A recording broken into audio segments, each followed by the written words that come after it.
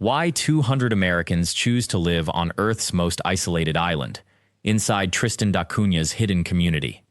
But here is what nobody tells you. These 200 people aren't living there because the island is beautiful, or because they stumbled upon some undiscovered paradise. They're there because 3 centuries of isolation have locked them inside a choice they can no longer unmake. And by the end of this video, you'll understand why leaving Tristan da Cunha has become nearly impossible. Not because of the ocean, but because of something far more personal. Stay with me, because the real reason will shock you. If you've ever wondered what American life looks like when you strip away everything, the highways, the job markets, the endless connection to the mainland, this is where that experiment has been running, unwatched, for over 200 years. Subscribe to this channel if you want to understand how communities survive at the absolute edges of the map. And more importantly, leave a comment below. Have you ever felt trapped by a place you love, or unable to leave somewhere that's become part of your identity? I'm genuinely curious how you've handled that tension. Now, before we go deeper, and this part is crucial for understanding the real story, you need to grab the in-depth guide I've created on the hidden economics and social mechanisms of isolated island communities. This ebook dives into the psychological patterns, the trade systems, and the decision-making models that keep people anchored to places like this. It's available in the description and the pinned comment, and it's where the real mechanics of isolation become clear. Tristan da Cunha wasn't founded by chance. In 1816, a British warship deposited a small military garrison on the island to prevent Napoleon, then imprisoned on nearby St. Helena, from being rescued. A handful of men stayed. A few women joined them. Over the decades, the population grew through marriages, births, and occasional shipwrecks. But something strange happened in that isolation.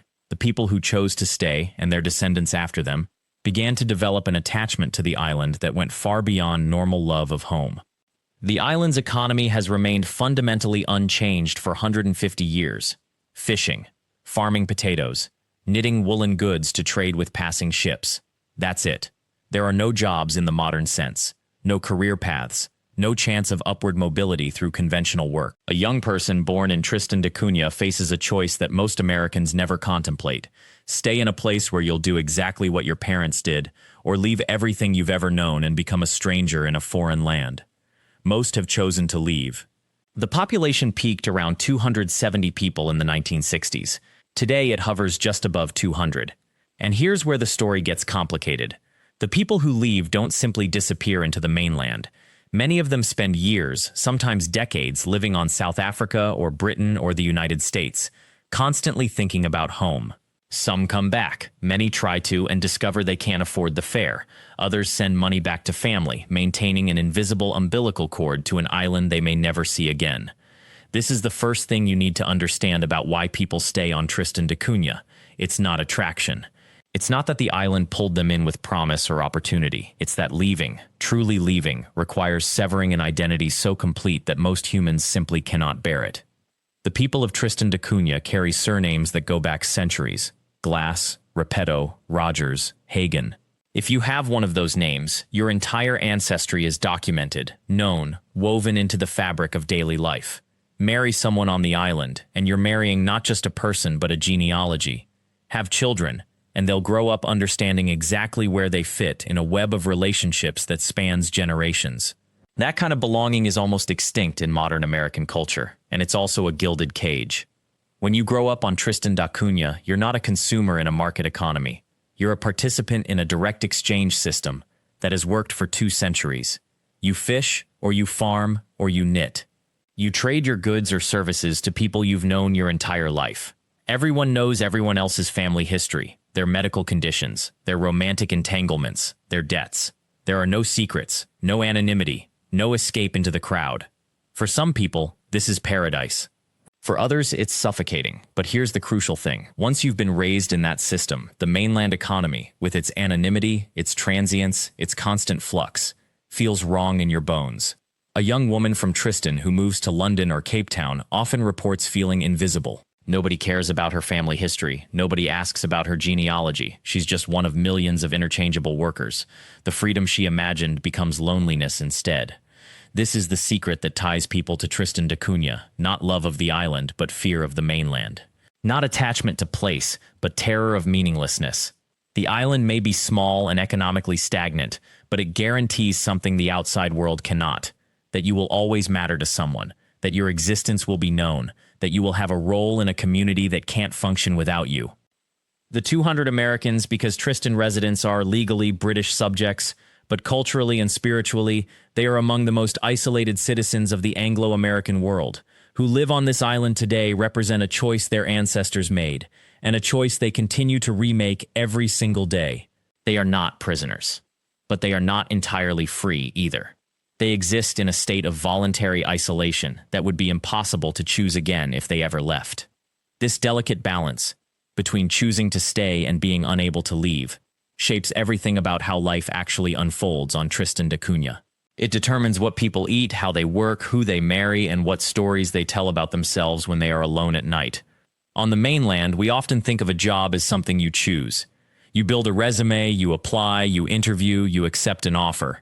But here, work is something far more fundamental. It is the infrastructure of survival itself. Fishing remains the lifeblood of Tristan da Cunha's economy, not as a lifestyle choice or a cultural hobby, but as the primary source of income, export, and survival for nearly every family on the island.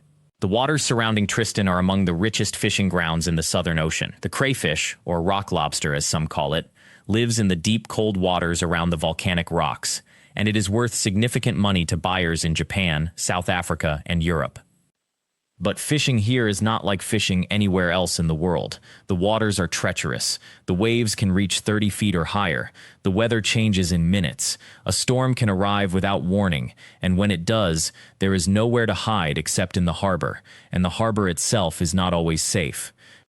Every fisherman on the island knows someone who died at sea. Many of them know several people. It is not a matter of historical record or distant tragedy. It is living memory. A grandfather, an uncle, a neighbor, a friend from childhood.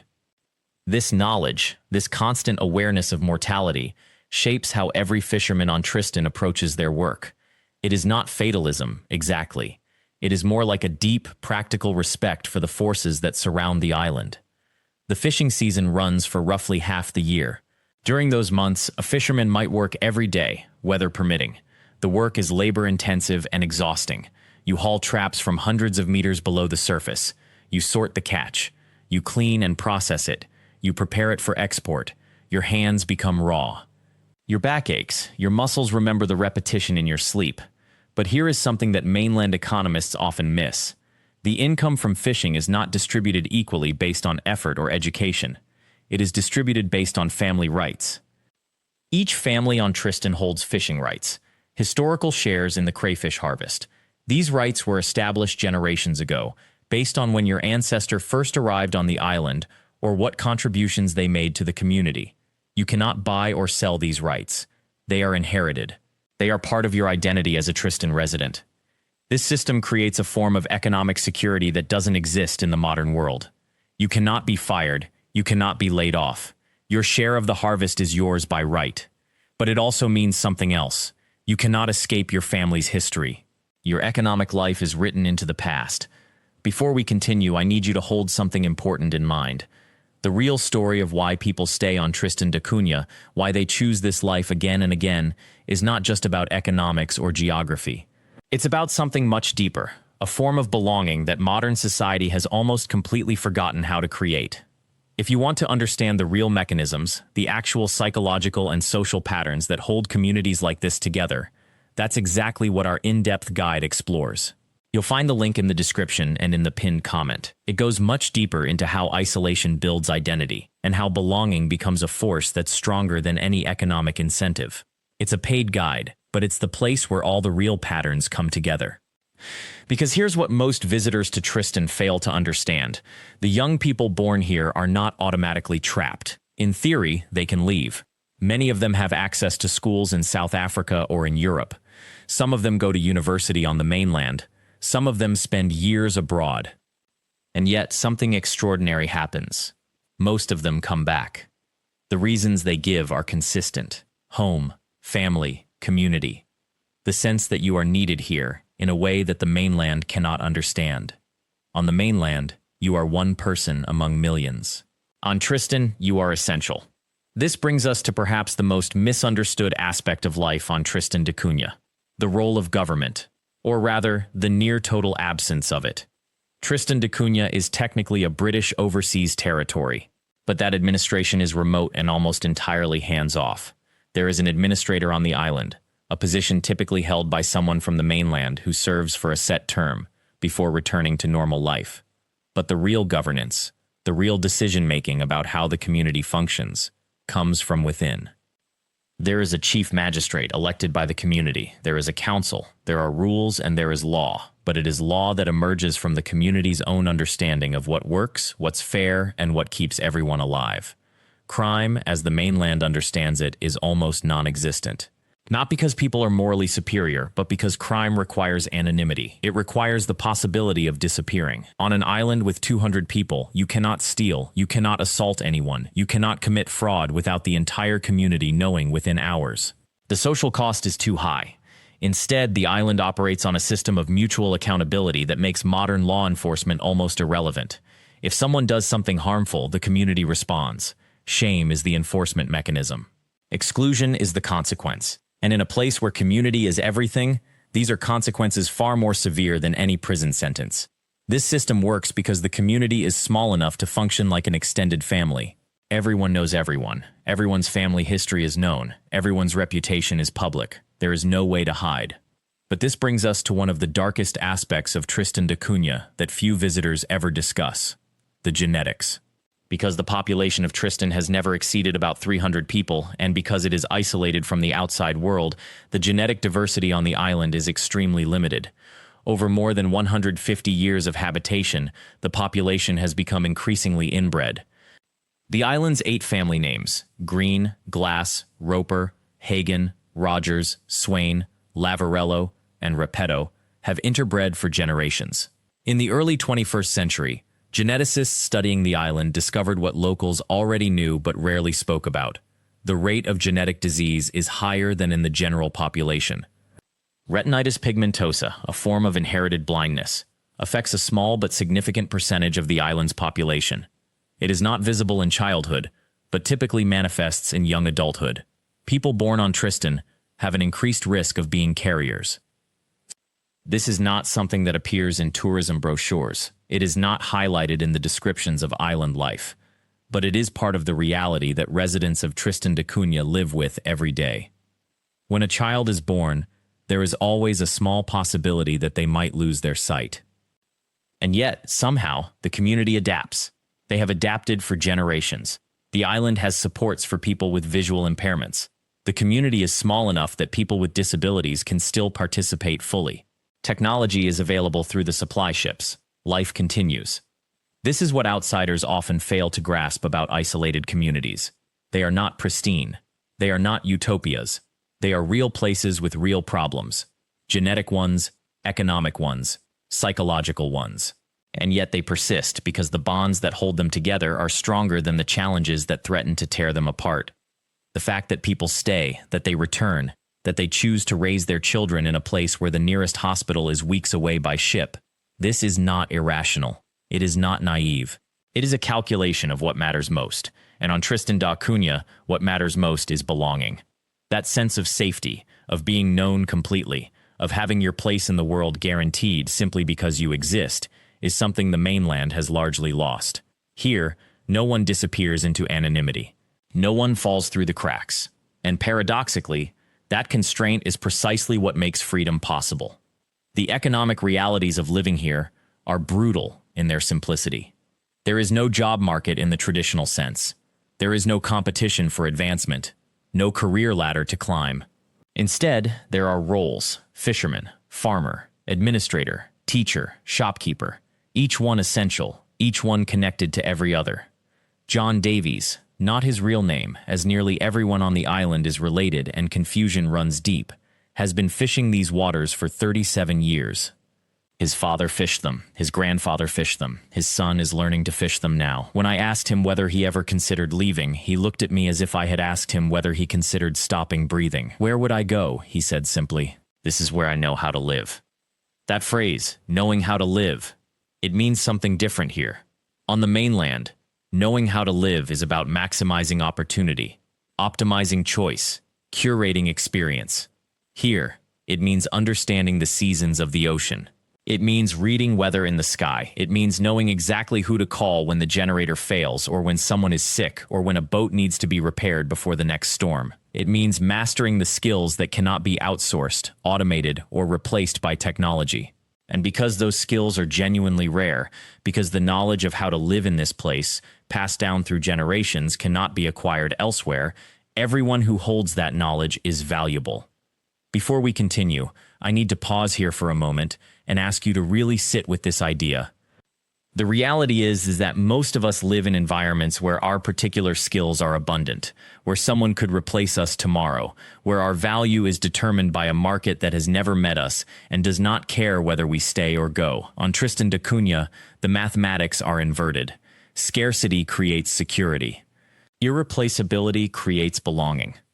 This is precisely why I have prepared something that goes much deeper into the mechanisms of how communities like this actually function, how isolation creates cohesion, how scarcity becomes strength, how belonging works as a survival mechanism in places most of us can barely imagine.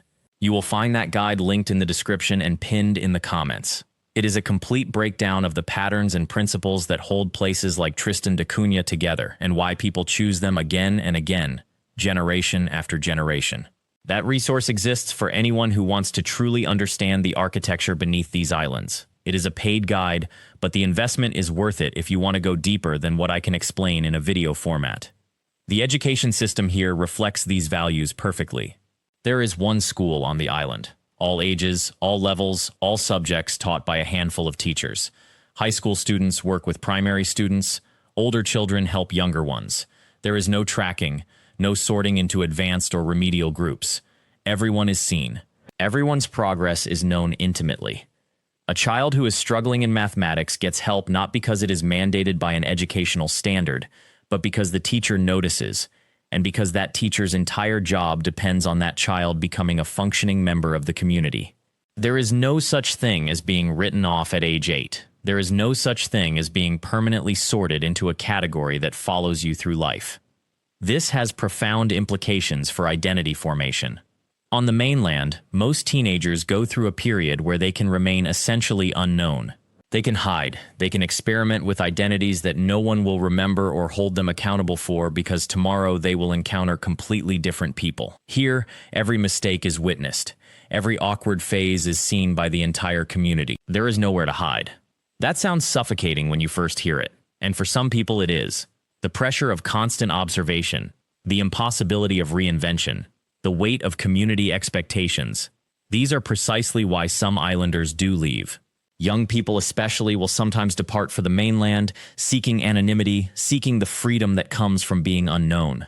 But most of those who leave eventually return, and when they do, they speak of loneliness in crowds.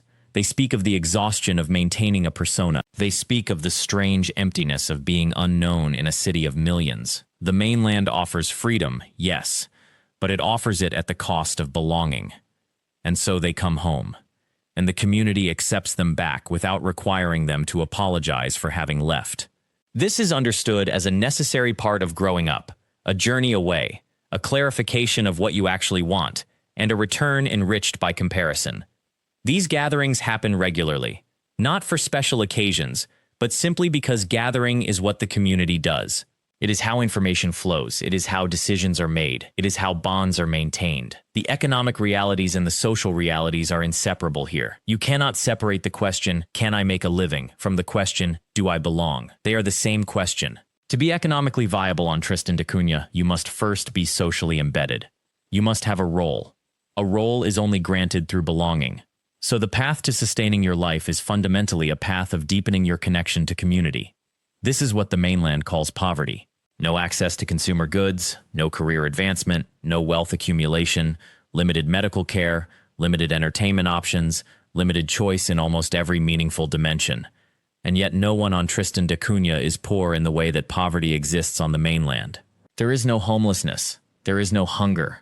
There is no anxiety about medical bankruptcy. There is no status anxiety in the traditional sense because status itself is determined by something other than wealth or credentials. This is the secret I promised you at the beginning of this film. Why 200 Americans and their ancestors stretching back nearly 2 centuries choose to live on Earth's most isolated island isn't about the absence of hardship. It's about the complete inversion of what hardship actually means. On the mainland, we measure a life by what we accumulate, by what we achieve in isolation, by what we own that others cannot. Tristan da Cunha measures a life differently. Here, a person is rich if they are known, if they are needed, if they belong to a place so completely that the place cannot function without them. Think about that for a moment. On mainland America, you can live for decades in a city of millions and never be truly known by anyone. You can work at a job where your departure would cause no personal disruption to your coworkers. You can move to a new neighborhood where your absence would go unnoticed. This is the ordinary texture of modern American life, and we accept it as normal because we have known nothing else. But imagine living in a place where that is not possible, where invisibility is impossible, where you cannot hide, and you do not need to hide, because hiding is not a survival strategy. Belonging is. This changes everything about how you live. Your work is not abstract labor performed for distant shareholders. It is work that feeds people you see every morning. When you repair a fishing boat, you repair it because your neighbor, your friend, depends on that boat to feed his family. When you tend the sheep, you tend them because the community needs the wool, the meat, the presence of these animals. Your labor is visible. It matters in a way that most work on the mainland simply cannot. And your relationships are not optional. On the mainland, you can choose your friends, your associates, your inner circle. You can curate your social world like you curate a social media feed. But on Tristan, there is no curation. There is only reality. You will see this person 3 times tomorrow. You will eat dinner with them next week. Your children will marry their children. This is not a metaphor. It is a structural fact of island life. For many people from the mainland, this would feel suffocating. The absence of anonymity, the impossibility of escape, the forced proximity to the same 270 people day after day. It sounds like a sentence, not a choice. And perhaps for some people it would be exactly that. But for the people who stay, who choose to stay even when they have had the chance to leave, this structure is not a limitation. It is a liberation. It frees them from the exhausting project of self-invention. It frees them from the status anxiety that consumes so much energy on the mainland. It frees them from the loneliness that comes from living among millions of strangers. Instead, they are free to do what humans have done for most of our history. They are free to be part of something, to belong completely, to know that their absence would be felt, their presence needed, their life woven into the fabric of a community that would simply stop functioning without them. This is what it means to be American, on Tristan da Cunha. It means understanding American identity not as something that requires constant connection to the mainland, constant consumption of mainland culture, constant awareness of what is happening in the continental United States. It means being American in a place where that identity is so complete that it no longer requires reinforcement. It simply is. And perhaps this is the real lesson that Tristan da Cunha offers to the rest of America. Not that we should all move to a remote island. Most of us cannot. And most of us would not want to. But that the hunger these 270 people satisfy is not unique to them. It lives in all of us. The hunger to belong so completely that we matter. The hunger to be known by the people we live alongside. The hunger to do work that has visible, immediate value to the people we love. The hunger to live in a place where we are not replaceable, not interchangeable, not a unit in an abstract system. These are not exotic desires. These are ancient human needs that the modern world has convinced us to ignore. Tristan da Cunha has not solved the problem of how to live, but it has preserved a way of living that most of the developed world has abandoned, often without even realizing what we lost in the process. If you have stayed with me this far, I am asking you to do something this week, something small. Find one person in your own life, someone you see regularly, someone you live near or work alongside, and invest in knowing them more deeply. Not online, in person. Ask them a question that does not have a safe answer. Listen to what they actually say instead of waiting for your turn to speak. This is the experiment that Tristan da Cunha has been running for 200 years. That humans thrive not when we have unlimited choice, but when we choose to be completely known by the people around us. That abundance is not measured in what we own, but in who knows our name. Thank you for spending this time exploring one of the most hidden corners of America with me. If this story moved you, Please subscribe to Forgotten Shores so you never miss another documentary from these overlooked islands and territories. Like this video, leave a comment telling me which part of Tristan da Cunha's story surprised you most, and ring that notification bell so you are the first to know when we travel to our next remote American home. I will see